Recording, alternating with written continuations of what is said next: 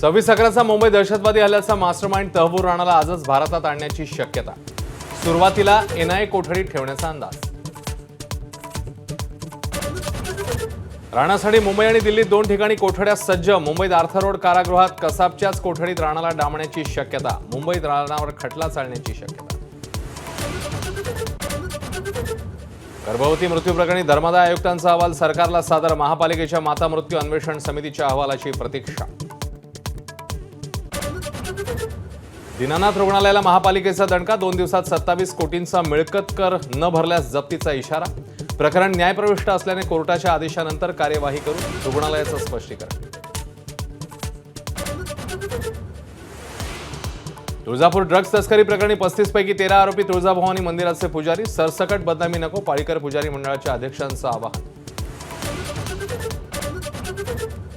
आरबीआयचा सर्वसामान्यांना दिलासा। रेपो रेटमध्ये पाव टक्क्याची कपात। व्याजदरात कपात झाल्यानं गृहकर्जाचा हप्ता कमी होणार।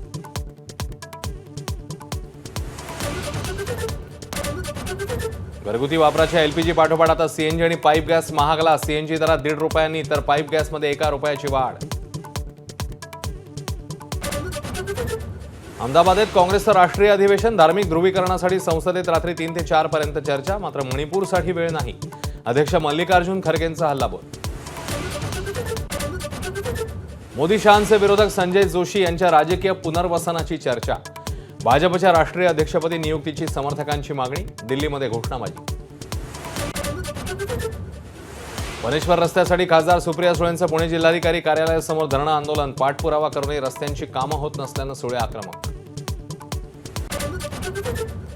गोदावरी नदीच्या प्रदूषणमुक्तीसाठी नाशिकमध्ये मनसे आक्रमक। रामकुंडात उतरून पदाधिकाऱ्यांचं आंदोलन। गोदावरी तातडीने स्वच्छ करण्याची मागणी। इंस्टाग्रामवर पालकांच्या परवानगीशिवाय 16 वर्षांखालील मुलांना लाईव्ह स्ट्रीमिंगला बंदी। 18 वर्षांखालील युजर्सच्या सुरक्षेसाठी मेटाकडून नियमात बदल। जळगावात राज्यातल्या सर्वाधिक तापमानाची नोंद। भुसावळमध्ये पारा तब्बल 45 अंशांवर तर राज्यात काही ठिकाणी उष्णतेच्या लाटेचा अंदाज।